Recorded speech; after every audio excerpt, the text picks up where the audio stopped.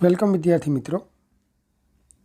Wave motion for JEE નીટનું session 3 કે જેમાં આજે આપણે લંબગત તરંગ એની ઝડપ વિશે ભણીશું. આપણે આટલું જાણીએ છીએ કે ભાઈ લંબગત તરંગ એ ઘન માધ્યમમાં પ્રસરી શકે કે જેમાં આકાર વિકૃતિ હોય. આ ઉપરાંત પાણીની સપાટી પર પણ લંબગત તરંગો પ્રસરી શકે છે. લંબગત તરંગો કે જેમાં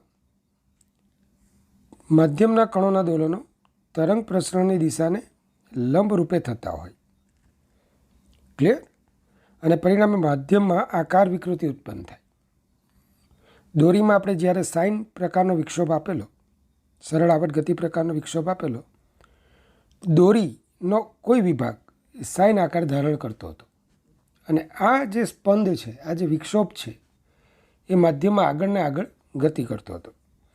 હવે ક્વેશ્ચન એ છે કે આ જે તરંગ સ્પંદ છે, જે વિક્ષોભ છે, એ કેટલી ઝડપથી પ્રસરશે. આ ઝડપ કોની પર આધાર રાખશે? માધ્યમના કયા પરિબળો અહીંયા ભાગ ભજવશે? તો એની આજે આપણે ચર્ચા કરવાના છે. તો લંબગત તરંગ જ્યારે માધ્યમમાંથી પ્રસરણ પામે ત્યારે માધ્યમનો દરેક કણ આ તરંગની અસર હેઠળ શું કરે? દોલિત થાય. હવે આ દોલન ગતિ દરમિયાન કણ પાસે જે ઉર્જા છે એ કયા સ્વરૂપમાં હશે? તો કે દોલનોની ઉર્જા. હવે દોલનોની ઉર્જા એટલે કઈ ઉર્જા? તો આપણે જાણીએ છીએ દોલનોની કુલ ઉર્જા એટલે જ ગતિ ઉર્જા વત્તા સ્થિતિ ઉર્જા. હવે ગતિ ઉર્જા, તો ગતિ ઉર્જા હાફ mv². અને ગતિ ઉર્જા માટે આપણું કણ દળ આપણું માધ્યમ દળ ધરાવતું હોવું જોઈએ અને દળ એ જડત્વ સાથે સંકળાયેલી ભૌતિક રાશિ છે. આ ઉપરાંત સ્થિતિ ઉર્જા, તો આપણે સૂત્ર હાફ KY², આવું સૂત્ર મેળવેલા. અને આ માટે સ્થિતિસ્થાપકતાનો ગુણધર્મ જરૂરી છે. આ માધ્યમમાં તરંગ ઝડપ એકચ્યુઅલી ઉર્જાનું પ્રસરણ છે. તરંગનું પ્રસરવું મતલબ કે ઉર્જાનું એક સ્થાનેથી બીજા સ્થાને જવું. તરંગ ઘટના ઉર્જા વહનની ઘટના છે. અપવાદમાં આવશે સ્થિત તરંગો. તો અહીંયા જ્યારે માધ્યમમાં આવું તરંગ સ્પંદ આગળ વધતું હોય તો જડત્વ અને સ્થિતિસ્થાપકતા, આ બે ગુણધર્મો એ તરંગ પ્રસરણની ઘટનામાં એની ઝડપમાં અગત્યનો ભાગ ભજવતા હશે. તો જુઓ શું છે કે ભાઈ આ દોલન ગતિ દરમિયાન કણો ગતિ ઉર્જા અને સ્થિતિ ઉર્જા ધરાવતા હોય. સ્પષ્ટ છે કે ગતિ ઉર્જા ધરાવવા માટે દળ અને સ્થિતિ ઉર્જા માટે માધ્યમની સ્થિતિસ્થાપકતા એ જરૂરી પરિબળો છે. હવે આકૃતિમાં તમને એક તરંગ સ્પંદ મેં બતાવ્યું છે, લંબગત તરંગનું તરંગ સ્પંદ. એકચ્યુઅલી એનો આકાર સાઇન આકાર છે. પણ તમે કોઈ પણ વક્ર દોરો, કોઈ પણ વક્ર, આ વક્રનો એક નાનકડો ભાગ લો, તો આટલો નાનકડો ભાગ એ કોઈને કોઈ વર્તુળનું ચાપ ગણી શકાય. હા કે ના? આટલો નાનકડો વિભાગ એ કોઈ વર્તુળનું ચાપ ગણી શકાય. હું જાણું છું કે આ જે તરંગ સ્પંદ છે જે સાઇન આકારનું છે, પણ એનો હું એક ડેલ્ટા L લંબાઈનો વિભાગ લઉં છું. આ વિભાગ એટલો સૂક્ષ્મ છે કે આટલા વિભાગને આપણે એક વર્તુળાકાર સ્વરૂપમાં લઈ શકીએ, કોઈ વર્તુળનું ચાપ ગણી શકીએ અને એ વર્તુળની વક્રતા ત્રિજ્યા આપણે R ગણી શકીએ. આ વિભાગ એના કેન્દ્ર પાસે થીટા ખૂણો બનાવે છે. ટોટલ ખૂણો કેટલો છે? થીટા ખૂણો બનાવે છે. ધ્યાન આપજો. તો હવે માહિતીમાં જુઓ કે ભાઈ આકૃતિમાં દર્શાવ્યા પ્રમાણે એક લંબગત તરંગ v જેટલી ઝડપથી ડાબીથી જમણી તરફ ગતિ કરે છે. હવે આપણી ચર્ચા દોરીમાં ઉદ્ભવતા સ્પંદની સાથે સંકળાયેલી નિર્દેશ ફ્રેમમાં કરવાની છે. હવે આ તમને બહુ અઘરું વાક્ય લાગ્યું હશે તો સમજાવો. હું બસમાં બેઠો છું તો બસ સાથે સંકળાયેલી નિર્દેશ ફ્રેમમાંથી હું ગતિનું વર્ણન કરું તો મને રસ્તો ગતિ કરતો દેખાશે. પણ જમીન સાથે સંકળાયેલી નિર્દેશ ફ્રેમમાં રહીને હું ગતિનું વર્ણન કરું તો બસ ગતિ કરતી દેખાશે. તો હું જમીન પર છું તો મને આ તરંગ સ્પંદ આગળ વધતું દેખાશે. પણ હું જ પોતે તરંગ સ્પંદ પર હોઉં તો મને શું લાગશે? કણો ગતિ કરતા દેખાશે. એકચ્યુઅલી તરંગ સ્પંદ કણો પરથી પસાર થાય છે. આપણે જે પહેલું સેશન ભણેલા એમાં શું જોયું? એથી આઈથી ક્યુ એના પરથી આ તરંગ સ્પંદ પસાર થાય છે. કારણ કે આપણે રેફરન્સ ફ્રેમ તરીકે જમીનને જોતા હતા અને આપણને તરંગ સ્પંદ આગળ વધતું દેખાતું હતું. પણ હું જ તરંગ સ્પંદ પર હોઉં, દાખલા તરીકે બસમાં હોઉં, તો મને રસ્તો પાછળ જતો દેખાય. તો મને અહીંયા હું તરંગ સ્પંદ પર આટલા જ વિભાગમાં હોઈશ તો મને શું લાગશે? દોરીના કણો જાણે કે વર્તુળમય ગતિ કરતા દેખાશે. આટલા વિભાગ માટે, આખા માટે નહીં. આખો વિભાગ તો સાઇન છે, નાનકડો વિભાગ. તો ધારો કે આકૃતિમાં દર્શાવ્યા પ્રમાણે એક લંબગત તરંગ v જેટલી ઝડપથી ડાબીથી જમણી બાજુ ગતિ કરે છે.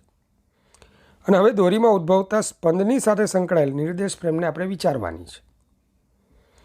તો ધારો કે દોરીના ડેલ્ટા એલ જેટલી સૂક્ષ્મ લંબાઈનો દોરીનો એક ખંડ કેપિટલ R વક્રતા ત્રિજ્યા ધરાવે છે અને કેન્દ્ર પાસે કેટલો ખૂણો બનાવે?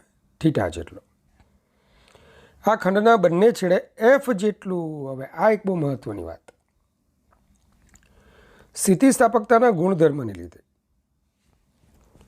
આ વિભાગના પ્રત્યેક કણ, જે વિભાગને આપણે વિચારેલો નથી તેની સાથે કંઈક ને કંઈક કોન્ટેક્ટમાં તો છે જ. મારે આ વિભાગ પર લાગતું બળ જોવાનું છે. આપણે જે વિચારેલો છે ડેલ્ટા એલ લંબાઈનો વિભાગ, એની પર લાગતા બળો વિચારવાના છે. અંદરના જે કણો હશે તો એક કણ બીજા પર જેટલું બળ લગાડશે એટલું બીજો કણ એની પર લગાડશે, તો આ બળો તો ન્યુટ્રલ થઈ જવાના. તો બાકી કયા રહ્યા? તો છેડાના બે કણો. ડેલ્ટા એલ લંબાઈનો જે વિભાગ વિચારો છો તો એમાં કયા કણો બાકી રહ્યા? તો છેડા પરના. કારણ કે વચ્ચેના જે પણ કણો લઈશું તો એમની વચ્ચે પ્રવર્તતા બળો આંતરિક થઈ જશે. તો આપણે જે વિભાગને દોરી પર અલગ કલ્પેલો છે એ વિભાગનો એક એન્ડ જુઓ. આ એન્ડ પાસેનો જે કણ છે, આ કણ, એની પર આ કણ આ રીતે બળ લગાડતો હશે. સેમ આ વિભાગનો આ કણ આની પર આ રીતે બળ લગાડતો હશે. અને આવું બળ ન લગાડે ને તો દોરી છૂટી થઈ જાય. આ જ બંને તણાવ બળ પણ કહેવાય. કયું બળ છે? તણાવ બળ. એકચ્યુઅલી હું તણાવ બળ જ બતાવું છું, લખું છું F. આ જે બળ છે એકચ્યુઅલી કોણ છે? તણાવ બળ. તો આપણે જે આ વિભાગ લીધો છે, આ વિભાગમાં કયું બળ લાગતું તમને જોવા મળે છે? તો કે છેડા પાસેના જે કણો છે એની પર બંને સ્થાને F જેટલું બળ લાગતું જોવા મળે છે. વિદ્યાર્થી મિત્રો, થોડું શાંતિથી વિચારીને બરાબર ધ્યાન આપજો. હું અહીં એક સમક્ષિતિજ રેખા દોરું છું. જોઈએ તો તમે આને આ રીતે લંબાવી શકો છો. ક્લિયર? હવે ધ્યાન આપજો. આ ખૂણો 90નો છે. બરાબર જોજો. આ θ/2 હોય તો આ 90 માઇનસ θ/2 થાય, કારણ કે આ 90 છે તો આ 90 માઇનસ θ/2. આ 90 તો આ ખૂણો કેટલો થશે? θ/2. તો એફનો આ ઘટક F cos θ/2, સિમિલરલી એફનો આ ઘટક F cos θ/2. આ બે ઘટકો એકબીજાની અસર નાબૂદ કરશે. તો કયો ઘટક બાકી રહ્યો? F sin θ/2. અને અહીંયા પણ F sin θ/2. તો જે દોરી આપણે જે વિભાગ લીધો છે એના એન્ડ્સ, છેડા પાસે અધો દિશામાં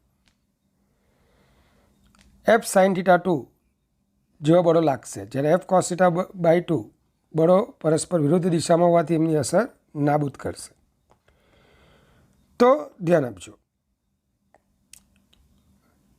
આ ખંડના બંને છેડે F જેટલું બળ દોરીને ખેંચેલી રાખે છે, એટલે કે તણાવ બળ છે. આમ દોરી પર અધો દિશામાં લાગતો પરિણામી બળ શું થશે? 2F sin θ/2. અરે આ જ બળ બહુ સૂક્ષ્મ ખંડ છે. આ ખંડ બહુ સૂક્ષ્મ છે તો તમને દેખાવા પૂરતો આટલો મોટો બતાવ્યો છે. હવે આ બળ અધો દિશામાં છે, અર્થાત કેન્દ્ર તરફ છે. બહુ નાનો સેગમેન્ટ છે, બહુ જ નાનો, એકદમ નાનો. અને એની દિશા ક્યાં છે? કેન્દ્ર તરફ. અધો દિશા મતલબ કેન્દ્ર તરફ. તો આવું બળ એ કેન્દ્ર તરફ છે, અને પલ્સ એટલે કે તરંગ સ્પંદની નિર્દેશ ફ્રેમમાં જોતાં આપણને કણ કઈ ગતિ કરતો દેખાય છે? વર્તુળમય ગતિ. તો સ્પષ્ટ છે કે આ બળને લીધે આ ખંડ પરના કણો આપેલ નિર્દેશ ફ્રેમમાં વર્તુળમય ગતિ કરતા જણાય છે. પાછા બહાર નીકળીને એમ ન કહેતા કે અમારો સાહેબ તો એમ કહેતો હતો કે ભાઈ લંબગત તરંગ પસાર થાય ને ત્યારે કણો ઉપર નીચે નહીં, વર્તુળમય ગતિ કરતા દેખાય. આમ કરીને ઇજ્જતના ફાલુડા નહીં કરતા. સિમ્પલ, તમે જે ફ્રેમમાં છો એ ફ્રેમમાં તમને શું દેખાય? તમારો પલ્સ અહીંયા જ છે, તમને કણો વર્તુળમય ગતિ કરતા જણાશે. બેસ્ટ ઉદાહરણ, બસમાં છો તો રસ્તો ગતિ કરતો જણાય, તો પલ્સ નામની ફ્રેમમાં છો તો કણો ગતિ કરતા જણાય. અને કેવી ગતિ કરતા? વર્તુળમય ગતિ કરતા. ત્યાં તમને તરંગ પ્રસરણની દિશાને લંબ ગતિ દેખાશે નહીં. તો સ્પષ્ટ છે કે આ બળને લીધે આ ખંડ પરના કણો આપેલ નિર્દેશ પ્રમાણે વર્તુળમય ગતિ કરતા જણાય છે. જોજો, જણાય છે લખ્યું છે. માટે ન્યૂટનના બીજા નિયમ પરથી આ જ બળ કેન્દ્રગામી બળ 2F sin θ/2 = mv²/r. હવે જો દોરીની એકમ લંબાઈ દીઠ દળ આપણે મ્યુ લઈએ, હા, તો આપણા ખંડનું દળ જેને મેં સ્મોલ એમ બતાવ્યું છે, એમ શું છે, સ્મોલ એમ શું છે? આપણા ખંડનું દળ છે. તો એમ બરાબર શું થશે? મ્યુ ડેલ્ટા એલ થશે. ક્લિયર? તો મ્યુ ડેલ્ટા એલ v²/r. અને બીજું કે આપણે ખૂણો તો બહુ જ નાનો લીધો છે. શરૂઆત જ મેં કીધી કે હકીકતમાં આકૃતિ તમને દેખાય એટલા પૂરતું આટલું મોટી બતાવ્યું છે. હકીકતમાં આટલા જ વિભાગ છે, બહુ જ નાનો વિભાગ છે. તો ખૂણો નાનો હોવાથી sin θ/2 is approximately equal to θ/2 થશે. બસ કિંમત મૂકી દો. 2f θ/2, ખંડનું દળ મ્યુ ડેલ્ટા એલ v²/r. પણ ખૂણાની રેડિયનમાં વ્યાખ્યા અનુસાર રેડિયનમાં ખૂણો θ બરાબર ચાપ ભાગ્યા ત્રિજ્યા. θ બરાબર delta L divided by r. તો delta L is equal to શું લખશો? r θ લખશો. ચલો, r કટ થઈ જશે. અહીંયા θ અને θ કટ થશે તો f બરાબર μv². તો v બરાબર √f/μ. તમે NCERTની બુકમાં તમને થોડા ઉલ્લુ બનાવી દીધા છે. શું વાક્ય લખ્યું છે ખબર? પ્રયોગો પરથી માલુમ પડે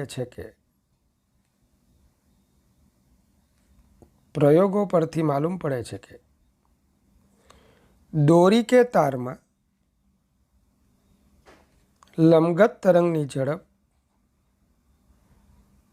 બે બાબતો પર આધાર રાખે છે.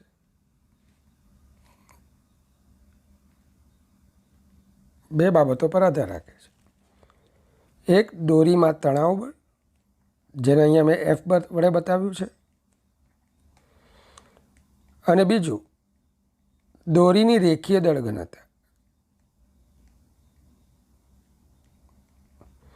પછી તમે પારિમાણિક સૂત્ર લઈને v ચલે છે T⁴A μ⁴B. પારિમાણિક વિશ્લેષણની મદદથી એ અને બીની એપ્રોપ્રિએટ એટલે કે સુસંગત મૂલ્યો શોધતા અને પછી v is equal two √T/μ લાવતા. તો એ ઉલ્લુ બનાવવાના ધંધા હતા. Actually v is equal two √F એટલે જ આપણું T છે, તણાવ બળ. તો v is equal two √T/μ. સમીકરણ આ રીતે આવે. મારે કેમ સમજાવવાની જરૂર પડી? તો કે જ્યારે આ પ્રકારનો કોઈ પ્રોબ્લેમ હોય અને દોરીમાં તણાવ શોધવાનો હોય તો હવે તમને આવડવું જોઈએ. બીજું નિર્દેશ ફ્રેમ, એને પાછી એક વખત રિવાઇઝ કરી શકીએ આપણે. તો એ હેતુથી તમને આ બતાવ્યું છે. ચાલો, તો થોડી નોંધ જોઈ લઈએ કે અહીં લંબગત તરંગનો આકાર તો સાઇન હોય છે, જે મેં અગાઉ કીધું છે, પણ ક્લેરિફિકેશન મારે આપવું પડે. નહીં તો કોઈ બબૂચક થોડો વિડીયો જુએ અને બહાર ગઈને ગામ ગજવે કે સાહેબે ખોટું કીધું. લંબગત તરંગનો આકાર વર્તુળમય ગતિ એવું નથી ભાઈ, નાનકડો વિભાગ છે. પરંતુ સૂક્ષ્મખંડ પૂરતો તેને R જેટલી વક્રતા ત્રિજ્યાનો આકાર ગણી શકાય. જીનિયસ. નંબર 2, જો એ દોરીના આડછેદનું ક્ષેત્રફળ હોય, સરસ, અને રો ઘનતા હોય, તો તમને ખબર છે મ્યુ બરાબર દળના છેદમાં લંબાઈ, પણ દળ બરાબર ઘનતા ગુણ્યા કદ, અને કદ બરાબર ક્ષેત્રફળ ગુણ્યા લંબાઈ, L into rho upon L, તો એ રો. તો આપણું સૂત્ર શું બનશે? વી બરાબર √F અપોન એ રો. જો ડાયરેક્ટ યાદ રહેતું તો રાખી શકશો. આ ઉપરાંત F બાય એ, એફ એટલે તણાવ બળ છે, તણાવ બળનું બીજું નામ પુનઃસ્થાપક બળ, પુનઃસ્થાપક બળના છેદમાં ક્ષેત્રફળ પ્રતિબળ, તો V is equal to √σ upon rho. નવું સ્વરૂપ છે, એનસીઆરટીની બુકમાં નથી, જરાક ધ્યાન આપજો. ઘન માધ્યમમાં લંબગત તરંગની ઝડપ. જો આપેલ ઘન માધ્યમ માટે મોડ્યુલસ ઓફ રિજિડિટી ઈટા હોય અને માધ્યમની ઘનતા રો હોય, તો બરાબર જોજો, સૂત્ર આવશે વી બરાબર √η બાય રો. તો આપેલ ઘન માધ્યમમાં જો તમને મોડ્યુલસ ઓફ રિજિડિટી આપી હોય તો પ્રતિબળ સિગ્માને બદલે આપણે શું મૂકીશું? Eta by row. કેટલાક એક્ઝામ્પલ છે વિદ્યાર્થી મિત્રો, એને આપણે ધ્યાનમાં લઈએ. તાંબાના એક તારના બંને છેડા દ્રઢ આધાર સાથે જોડાયેલા છે. 30°C તાપમાને આ તાર અવગણ્ય તરાવ સાથે બાંધેલો છે. તો 10°C તાપમાને આ તારમાં લંબગત તરંગની ઝડપ શોધો. રેખીય પ્રસરણાંક આલ્ફા આપ્યો છે, યંગ મોડ્યુલસ આપ્યો છે, ઘનતા રો આપેલી છે. તો વિદ્યાર્થી મિત્રો આપણે આવું ભણેલા હતા કે એલ લંબાઈના તારમાં તેના તાપમાનમાં ડેલ્ટા ટી જેટલો વધારો કરીએ તો એની લંબાઈમાં થતો વધારો આલ્ફા એલ ડેલ્ટા ટી થાય. તો delta L upon L alpha delta T, અને આને જ આપણે ઉષ્મીય પ્રતાન વિકૃતિ થર્મલ સ્ટ્રેન તરીકે ઓળખતા હતા. બરાબર. તો same epsilon L delta L by L, તો alpha L delta T by L, તો આલ્ફા ડેલ્ટા ટી. હવે તમારે લંબગત તરંગની ઝડપ શોધવી છે. તો સ્પષ્ટ છે કે V is equal to √T by mu. તમે આ સૂત્ર લઈ શકો, હા કે ના? અથવા સિગ્મા બાય રો, તમે આ સૂત્ર પણ વાપરી શકો, કારણ કે ઘનતા આપેલી છે, તમે સિગ્મા શોધી શકો. ચલો ચેક કરીએ. તો વાય બરાબર sigma L upon epsilon L. Sigma L એટલે એફ બાય અને એપ્સિલોન એલ એટલે આલ્ફા ડેલ્ટા ટી. તો એફ બરાબર શું આવશે? વાય એ આલ્ફા ડેલ્ટા ટી. હવે માધ્યમમાં લંબગત તરંગની ઝડપ તમે સીધે સીધું અહીંયા આવું પણ લખી શકતા, sigma L is equal to Y alpha delta T, અને સિગ્મા બાય રો લાવી શકતે. તો એફ બાય મ્યુ, એફની કિંમત મૂકીએ, અને મ્યુ એટલે જ રો એ. તો ચેક કરો સૂત્ર શું બન્યું? વી બરાબર સિગ્મા, સિગ્મા એટલે Y alpha delta T upon rho. આમ સીધે સીધું તમે અહીંયાથી સિગ્મા લખતે, sigma is equal to Y epsilon L Y alpha delta T, અને સીધી કિંમત અહીંયા V is equal to √σ upon rho. તમે મૂકીને પણ આ જ ગણતરી કરી શકતે. ચાલો, જરૂરી ગણતરી કરેલી છે. નીટ કે JEEમાં આવી ગણતરી મોટે ભાગે તો ન આવે, પણ એમ છતાં આવેલી પણ છે. તો એપ્રોક્સિમેશન લઈને તમે જવાબ લાવી શકો. તો એ V is equal to 51.42 metre પર સેકન્ડ મળશે. વિદ્યાર્થી મિત્રો, એક્ઝામ્પલ જોવાનો છે. 12 મીટર લંબાઈ અને 6 કિલોગ્રામ દળ ધરાવતા એક દોરડાને દ્રઢ આધાર પરથી શિરોલંબ લટકાવેલ છે. આ દોરડાના મુક્ત છેડે 2 કિલોગ્રામ દળ ધરાવતો એક બ્લોક લટકાવેલ છે. હવે દોરડાના નીચેના છેડે 0.06 મીટર તરંગ લંબાઈ ધરાવતો એક લંબગત તરંગ ઉત્પન્ન કરવામાં આવે છે. તો આ તરંગ જ્યારે દોરડાના ઉપરના છેડે પહોંચે ત્યારે તેની તરંગ લંબાઈ શોધો. તો આ તરંગ જ્યારે દોરડાના ઉપરના છેડે પહોંચે ત્યારે એની તરંગ લંબાઈ શોધો. ધ્યાન આપજો, તરંગની આવૃત્તિ હંમેશા કેવી રહે? અચળ. તમને ખબર છે આવૃત્તિ એટલે એકમ સમયમાં ઉદ્ભવેલા તરંગોની સંખ્યા. તો ઉદ્ગમ બદલાય તો જ આવૃત્તિ બદલાય. અહીંયા ઉદ્ગમ સેમ જ છે. હવે નીચેથી ઉપર તરફ જતાં ક્રમશઃ દોરડાનું પણ દળ છે, નીચે પણ દળ લટકાવેલું છે, તો તણાવ બળ વધતું જશે. છેડા એ પાસેનું સંતુલન વિચારી તો નીચે તરફ 2 × G 20 ન્યૂટન બળ લાગશે, તો ઉપર તરફ તણાવ બળ TA લાગશે. બી છેડાનું સંતુલન વિચારી તો નીચે તરફ ટોટલ દળ 6 અને 2 8 80 ન્યૂટનનું વજન લાગશે. તો એટલું જ તણાવ ઉપર તરફ લાગતું હોવું જોઈએ. તો TB is equal two 80 newton, TA is equal two 20 newton. હવે V is equal two √T/μ અને V બરાબર F લેમ્બડા તમે જાણો છો, હા કે ના? આપણે F બરાબર તણાવ બળ T લીધું છે. તો આના પરથી તમે તરત કહી શકશો કે sir lambda is proportional to √T. માટે lambda B upon lambda A is equal to √TB/TA. ચાલો TB 80, TA 20, 80/24 એનું સ્ક્વેર રૂટ વર્ગમૂળ 2. તો lambda B is equal to 0.12 metre. મતલબ કે ઉપરના છેડે પહોંચેલા તરંગની તરંગ લંબાઈ 0.12 મીટર છે. એક એક્ઝામ્પલ તરફ જઈએ તો 0.1 kg દળ અને 2.45 મીટર લંબાઈનું એક નિયમિત દોરડું છત પરથી લટકાવેલ છે.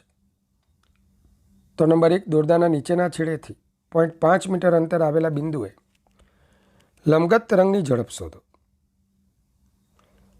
બીજું, આપેલ લંબગત તરંગને સમગ્ર દોરડા પરથી પસાર થતાં લાગતો સમય શોધો.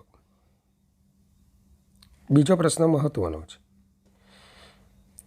તો સૌથી પહેલાં તમને આખો દોરડાનું દળ કેટલું આપ્યું છે? 0.1 kg અને લંબાઈ છે 2.45 મીટર. દોરડાને આપણે છત પરથી લટકાવેલું છે. હવે પહેલાં આપણે એક વ્યાપક સૂત્ર મેળવીએ. ધારો કે નીચેના છેડાથી y જેટલા અંતરે દોરડાનો એક વિભાગ વિચારી. ક્લિયર? હવે ધ્યાન આપજો. અહીં દોરડાની લંબાઈ L 2.45 મીટર છે. હવે દોરડાના નીચેના છેડેથી y અંતર આવેલા વિભાગનું દળ, તો જો દોરડાની રેખીય દળ ઘનતા μ હોય તો એકમ લંબાઈનું દળ μ છે, તો y લંબાઈનું દળ કેટલું? μy. માટે લંબગત તરંગની ઝડપ બરાબર y અંતરે લંબગત તરંગની ઝડપ v બરાબર √T/μ. T બરાબર mg અને m બરાબર μy, તો μyg અપોન μ. ચલો μ કટ થઈ ગયા. તો v is equal two √yg. ખૂબ સારું પરિણામ મળ્યું. ચાલો આપણને કેટલું અંતર કીધું છે? 0.5. તો y બરાબર 0.5 લઈ લો. તો v is equal to 2.21 metre પર સેકન્ડ તમને મળશે. ચાલો હવે તમને સમગ્ર દોરડા પરથી તરંગને પસાર થતાં લાગતો સમય શોધવાનો કીધો છે. કેવી રીતના શોધશો વિચારો. અહીંયા વેગ વેરિયેબલ છે એટલું તો ખબર પડે ને. જેમ જેમ જેમ જેમ ઉપર જાય તેમ તણાવ બદલાતું જાય છે. અથવા આપણું આ સૂત્ર જુઓ, અંતર y જેમ વધે, નીચેના છેડાથી અંતર y વધે, વેગ વધે છે. તો અહીંયા વેગ વેરિયેબલ છે. આપણી પાસે લિમિટમાં શું છે? નીચેના છેડાથી છેક ઉપરના છેડાનું અંતર એટલે કે દોરડાની લંબાઈ 2.45, એટલે કે yની લિમિટ શરૂ થશે 0 થી 2.45 મીટર, બરાબર છે. અને સમય આપણે 0 થી શરૂ કરીને કંઈક t શોધવાનો છે. તો y અને tના ચલવાળું સમીકરણ લાવવાનું છે. તો કામ થઈ ગયું આપણું. v બરાબર √gy અને v એટલે dy/dt, અંતરના ફેરફારનો દર. ચાલો, તો dt is equal two dy upon √gy. √g constant છે તો એને સંકલનમાંથી બહાર લઈ લો અને સંકલન કરો. અહીંયા 0 થી t dt, 0 થી દોરડાની લંબાઈ L અને y½ છેદમાં છે તો અંશમાં જાય તો y−½ dy. ચલો 1 dt નું સંકલન t અને y−½ તો એમાં ઘાતમાં 1 ઉમેરો તો y raise to -half plus 1 upon -half plus 1. તો t -0 is equal to 1 upon √g √y upon half 0 થી l. તો t is equal to 2 upon √g √l. તો t બરાબર 2 √l/g. બરાબર સાદુરૂપમાં ધ્યાન આપજો. ચલો એલની કિંમત અને જીની કિંમત મૂકીને સાદુરૂપ આપતા ટી 1 સેકન્ડ લગભગ 1 સેકન્ડ મળશે. તો બીજો ક્વેશ્ચન એ બહુ અગત્યનો હતો કે જ્યાં વેરિયેબલ સ્પીડ છે અને સમય શોધવાનો છે. તો કાઇનેમેટિક્સનો જ આ પ્રોબ્લેમ બરાબર લંબગત તરંગની ઝડપ સાથે મિશ્ર કરેલો છે, બંને ભેગા કરેલા છે. ચાલો એક એક્ઝામ્પલ છે. એક તરંગ સ્પંદ ધન x દિશામાં 10 મીટર લંબાઈના અનિયમિત દોરડા પર પ્રસરે છે. દોરડાની રેખીય ઘનતા μ is equal to m0 plus alpha X છે. તો દોરડામાં તણાવ બળ 100 ન્યૂટન છે. તો લંબગત તરંગને દોરીના હલકા છેડાથી ભારે છેડા તરફ જતા લાગતો સમય શોધો. સેમ આગળની જ ઘટના છે. તો પહેલું તમારે જે દોરી આપેલી છે એની લંબાઈ છે 10 મીટર. તો એના બે છેડાઓ x બરાબર 0 મીટર અને x બરાબર 10 મીટર થાય. હવે તમે x બરાબર 0 છેડાથી ધારો કે કોઈ x અંતરે dx જેટલો સૂક્ષ્મ લંબાઈનો એક વિભાગ વિચારો. તો આ વિભાગનું દળ શું થશે? તો કે આ વિભાગનું દળ ધ્યાન આપજો μ dx થશે. એકમ લંબાઈ દીઠ દળ μ છે તો આટલા વિભાગનું દળ શું થાય? μ dx. હવે લંબગત તરંગની ઝડપ વિચારીએ તો v બરાબર √f/μ અને દોરડામાં તણાવ તમને આપેલું છે 100.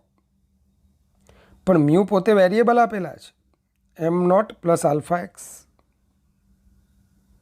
m0 10⁻² kg પર મીટર આપેલા છે. બસ હવે કરવાનું કંઈ જ નથી. v બરાબર dx/dt 10 upon √m0 plus alpha x. તો dt ઇઝ ઇક્વલ ટુ ડીટીને કરતા બનાવીએ તો m0 alpha x raise to half divided by 10 into dx. સંકલન કરો તો 0 થી t 1 dt 1/10 m0 plus alpha x raise to half dx. સંકલનનું સૂત્ર બધાને જ આવડતું એ બાયોલોજીવાળા ખાસ વિચારે. Integration ax plus b raise to n dx.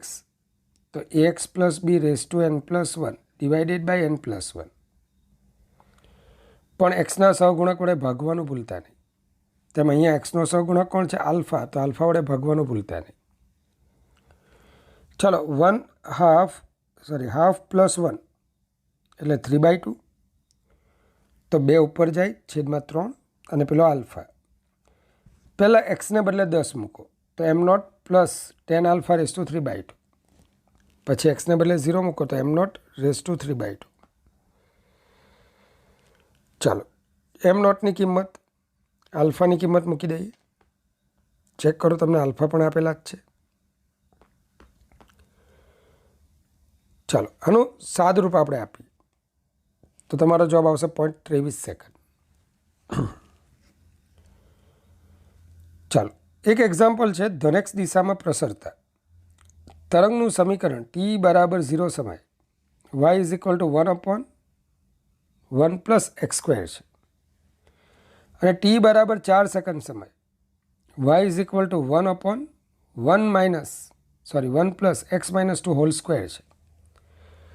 અહીં x અને y મીટરમાં છે.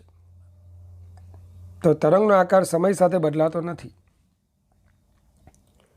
તો તરંગની ઝડપ શોધો.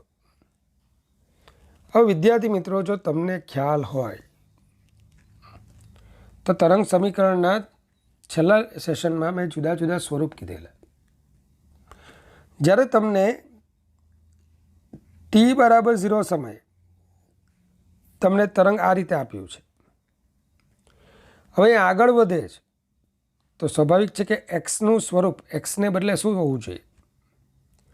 તો જો તરંગ સમીકરણના બધા સ્વરૂપો તમને યાદ હોય તો અહીંયા એક્સને બદલે શું હોવું જોઈએ? X minus વીટી. એ માટે સેશન 2ને ફરી પાછા જુઓ, તો વેવ ઇક્વેશન જુઓ, જ્યાં મેં તમને શું કીધું છે કે એક્સ માઇનસ વીટી. તો બીજું કંઈ નથી, આમાં એક્સને બદલે અહીંયા એક્સ માઇનસ 2 સ્ક્વેર મતલબ કે X minus VT whole square છે. તો તરંગ સમીકરણ y is equal to 1/1 plus X સ્ક્વેરમાં ધન એક્સ દિશામાં પ્રસરતા તરંગ માટે એક્સને બદલે શું મૂકીશું? એક્સ માઇનસ વીટી મૂકીએ તો y બરાબર 1/1 plus X minus VT whole square. બસ સમીકરણ 1ને આપેલ સમીકરણ સાથે સરખાઈ દો. તો વીટી ઇઝ ઇક્વલ ટુ 2 થશે. હવે સમય તમને કીધો છે 4 સેકન્ડ, તો 2/4 મતલબ કે v is equal to 0.5 metre પર સેકન્ડ. તો ત્યાં ગણતરી કરવાનો બેસાય, બુદ્ધિ ક્ષમતાથી વિચારવાનો. ચાલો એક એક્ઝામ્પલ છે. ધનેક્સ દિશામાં દોરી પર પ્રસરતા તરંગનું સમીકરણ y is equal to e⁻x/a plus t/t whole square છે. તો એક્સના કયા મૂલ્ય માટે t બરાબર કેપિટલ T સમયે તરંગ સ્પંદ મહત્તમ મૂલ્ય ધારણ કરે? સ્પષ્ટ છે કે આ સમીકરણમાં yનું મહત્તમ મૂલ્ય કયું? એ. તો તરંગ સ્પંદનું મહત્તમ મૂલ્ય y ઇઝ ઇક્વલ ટુ એ છે. આનો જે સહગુણક છે આપણે એને 1 લઈ લઈએ. હવે y is equal to e⁻x/a plus t/t whole square is equal to A. yની મેં કિંમત મૂકી, એ અને એ કટ કરીએ તો e something is equal to 1, અને 1 એટલે જ તમને ખબર છે e⁻0, મતલબ કે eની ઘાત 0 હોય તો જ જવાબ 1 આવે. મતલબ કે x/a plus t/t whole square is equal two 0. તમને રકમમાં કીધું છે t બરાબર કેપિટલ T સમય, તો સ્મોલ t બરાબર કેપિટલ T મૂકી દો. તો x/a plus 1 is equal two 0 થવા જોઈએ. મતલબ કે x/a ઇઝ ઇક્વલ ટુ -1, અને આથી x બરાબર શું થવું જોઈએ? -a થવું જોઈએ. વિદ્યાર્થી મિત્રો, બીજો એક આ જ રીતે લંબગત તરંગ આકૃતિનો એક પ્રોબ્લેમ છે કે આકૃતિમાં t બરાબર 0 સમયે દર્શાવેલ તરંગ આકૃતિમાં કણ P ઉર્ધ્વ દિશામાં 20√3 સેન્ટીમીટર પર સેકન્ડના વેગથી ગતિ કરતો જણાય છે. P બિંદુ પાસે દોરેલો સ્પર્શક બરાબર છે, આ આપણું P બિંદુ છે. P બિંદુ પાસે દોરેલો સ્પર્શક ધનેક્સ દિશા સાથે 60° ખૂણો બનાવે છે. તો નંબર 1, આ તરંગ કઈ દિશામાં ગતિ કરશે? મતલબ કે ધનેક્સ દિશામાં કે ઋણેક્સ દિશામાં? તો આના માટે શું વિચારવાનું? જો તરંગનો વેગ ધન મળે તો ધનેક્સ દિશામાં, ને વેગ ઋણ મળે તો ઋણેક્સ દિશામાં. ચાલો, આ તરંગ કઈ દિશામાં ગતિ કરશે? તરંગ સમીકરણ મેળવો. તો ધારો કે આપણે તરંગ સમીકરણ શું લખ્યું? a sin kx plus or minus omega t plus phi naught. બરાબર, પ્લસ phi નોટ. હવે t બરાબર 0 સમયે, તમે t બરાબર 0 સમયે જ્યાં x બરાબર 0 છે ત્યાં y બરાબર 2√2 છે, અને એ એમ્પ્લિટ્યૂડ એનો ચાર્જ છે, દેખાય છે તમને જુઓ. સમય જ્યારે મેં 0 લીધો અને તે વખતે x બરાબર 0 પાસે સ્થાનાંતર શું છે? 2√2, અને એ બરાબર 4 છે કંપ વિસ્તાર. ચાલો પરિણામ 1માં કિંમત મૂકી દો. તો એ સાઇન phi નોટ થશે. સાદુરૂપ આપતા sine phi naught is equal to 1/√2, મતલબ કે phi naught is equal to π/4 થશે. જો તમને લાસ્ટ પરિણામ યાદ હોય તો વીપી છેદમાં કર્ણનો વેગ તો ઢાળનું ઋણ મૂલ્ય, આવું આપણે ભણેલા. તો VP is equal two -v dy/dx. ચાલો, તો 20√3 કણનો વેગ તમને આપી દીધેલો છે અને ઉર્ધ્વ દિશામાં છે, તો એને ધન ગણવાનું, લખ્યું જ છે. કણ ઉર્ધ્વ દિશામાં ગતિ કરે ના, તો બહુ સિમ્પલ વસ્તુ છે. મેં તમને છેલ્લા લેક્ચરમાં પણ કીધેલું, તરંગ જો આમ ગતિ કરતો હોય ને, તો શૃંગની પાછળનું કણ, કારણ કે જો થોડાક વખત પછી આકૃતિ આમ થઈ જાય, તો તમે તરત કહેશો કે આ કણ તો નીચે આવે છે. પણ જો તરંગ આમ ગતિ કરતું હોય તો હજુ પણ આપણો આ કણ ઉપર જશે. તો આપણે શું વિચારીશું કે આપણું આ શૃંગ ડાબી તરફ શિફ્ટ થાય છે, અર્થાત પી ઉપર જઈ રહ્યો છે. શૃંગ ડાબી તરફ શિફ્ટ થાય તો જ પી ઉપર જવાનું અને મહત્તમ સ્થાનાંતરની સ્થિતિમાં આવવાનું. એટલે આપણું આ તરંગ આકૃતિ જોઈને જ ખબર પડી જાય કે ઋણ એક્સ દિશામાં પ્રસરતું હશે. પણ તેમ છતાં મારી મજબૂરી કે ગણતરીથી પણ સમજાવું, તો હું શું કહીશ, VP is equal two -v dy/dx. ચાલો, dy/dx એટલે તો ઢાળ, અને ઢાળ એટલે tan θ. તો આપેલ કણ પાસે θ60 આપેલો છે, તો -v ઇન્ટુ tan 60. તો 20√3 is equal two -v into √3, v is equal two -20 centimetre પર સેકન્ડ.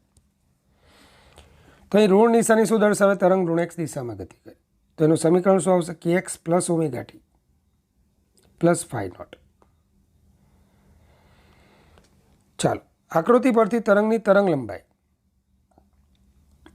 હવે તરંગની તરંગ લંબાઈ એટલે એક તરંગનો વિસ્તાર. તમે આવું પણ વિચારી શકો, આ અડધું તરંગ છે, તો આ અંતર λ/2, અને આખું તરંગ હોય તો આ અંતર λ. તો λ એટલે 5.5 માંથી 1.5 બાદ કરો, તો λ 4 સેન્ટીમીટર થઈ જશે. ચલો, આવૃત્તિ f બરાબર v/λ, v બરાબર f λ તમે જાણો છો. તો 5 હર્ટ્ઝ. તરંગ સદિશ k બરાબર 2π/λ, 2π/4 મતલબ કે π/2 રેડિયન પર સેન્ટીમીટર, અને ઓમેગા 2πf 10π રેડિયન પર સેકન્ડ. તો આપણું તરંગ સમીકરણ શું થશે, a sin kx plus omega T plus φ0. કેની વેલ્યુ મૂકી દો, ઓમેગાની વેલ્યુ મૂકી દો, છેલ્લે એકમ સેન્ટીમીટર, કારણ કે બીજા એ આપણો એનો જે એકમ હોય તે વાયનો એકમ હોય. એ 4 સેન્ટીમીટર આપ્યું છે, માફ કરજો, ઇન 10⁻³ મીટર, મતલબ કે મિલીમીટરમાં આપેલું છે. તો તમે શું કહેશો કે જો આ મિલીમીટરમાં આપ્યું હોય તો છેલ્લો એકમ મિલીમીટરમાં રાખીશું. વચ્ચેનાની કોઈ જરૂર નથી, કારણ કે સાઇનની અંદરના બધા પદો એકમ રહિત હોય, એટલે એની બહુ ટેન્શન લેવાની જરૂર નથી. ચાલો, તો આગળ વધીએ. એક્ઝામ્પલ, એક લંબગત હાર્મોનિક તરંગ ને y(xt) is equal to 3 sin 3060 plus 0.018x plus π/4, જ્યાં x અને y સેન્ટીમીટરમાં અને t સેકન્ડમાં છે. તો આપેલ તરંગની ઝડપ અને તેની પ્રસરણની દિશા જણાવો. તો સિમ્પલ છે, ઓમેગા ટી પ્લસ kx પ્રકારનું છે. તરંગ ઋણ એક્સ દિશામાં ગતિ કરશે. તરંગનો કંપવિસ્તાર અને આવૃત્તિ શોધો, સરખાઈ નાખીશું. ઉદ્ગમ પાસે પ્રારંભિક કળા કેટલી, બે ક્રમિક શૃંગો વચ્ચેનું અંતર તો એ λ. પણ આવું પૂછાયું છે, અને આ પ્રકારનો પ્રોબ્લેમ ગયા સેશનમાં મેં કરાવ્યો નથી, એટલે પછી મેં લખ્યો છે કે y is equal to 3 sin 3060 plus 0.018x plus π/4 ને A sine omega T plus kx plus φ0 સાથે સરખાવીએ. તો એ 3 સેન્ટીમીટર, ઓમેગા 36 રેડિયન પર સેકન્ડ, કે 0.018 રેડિયન પર સેન્ટીમીટર, અને φ0 π/4 રેડિયન. પહેલાં તરંગની ઝડપ v is equal to omega by K. તો 2000 સેન્ટીમીટર પર સેકન્ડ મતલબ કે 2 મીટર પર સેકન્ડ મળશે. કેટલા મળશે? માફ કરજો, 20 મીટર પર સેકન્ડ તમને આની ઝડપ મળશે. જરા સુધારો કરી લેજો જે PDF એટેચ થયેલી હોય તેમાં, અથવા કંઈક મારી ગણતરીમાં ભૂલ હોય તો એ મને જણાવજો. ચલો, A is equal to 3 centimetre આપેલા છે, તો F is equal to omega upon 2π, કારણ કે ઓમેગા બરાબર 2πf. આપણને આવૃત્તિ પણ પૂછી છે, કંપ વિસ્તાર તો આપણને મળી ગયો. ચલો, તો F is equal to omega by 2π, તો 5.73 સેકન્ડ ઇનવર્સ. 5 નોટ પહેલેથી મેળવી લીધું, π/4 રેડિયન. અને બે ક્રમિક શૃંગો વચ્ચેનું અંતર એને તરંગ લંબાઈ લેમડા કહીએ છીએ, તો lambda is equal two 2π/k. તો 2π અપોન 0.018 349 સેન્ટીમીટર, તો lambda is equal to 3.49 metre. તો વિદ્યાર્થી મિત્રો, લંબગત તરંગ અને હવે આવે છે સંગત તરંગ, એની સાથે આવે સાઉન્ડ વેવ. તો આપણે એ સેશન જે છે આખું સેશન, જેને મેં મુખ્યત્વે 2 ભાગમાં વહેંચેલું છે. એક આખું સાઉન્ડ વેવ પાર્ટ 1 અને બીજું intensity and energy propagation in the medium. તરંગ ઘટના એ ઉર્જા વહનની ઘટના છે, તો ઉર્જા કેવી રીતે વહન પામશે. બહુ અગત્યનો ટૉપિક છે અને મોસ્ટલી તમારા NCERTની બહારનો ટૉપિક છે, પણ એના ક્વેશ્ચન આવે છે. તો ધ્યાન આપજો. સંગત તરંગોને દબાણ તરંગો કેમ કહેવાય? દબાણનું સમીકરણ શું? કે ભાઈ ત્યાં દબાણ પર હાર્મોનિક રીતે બદલાય છે. તો એ બધી બાબતોને આપણે નેક્સ્ટ સેશનમાં જોઈશું. ખૂબ મહેનત કરતા રહેજો અને એ માટે ભગવાન પાસે ઇન્ફાઇનાઇટ આશીર્વાદની હું માંગણી કરું છું તમારા માટે. હંમેશા ખુશ રહો. Good bye, take care, God bless you infinitely all my students.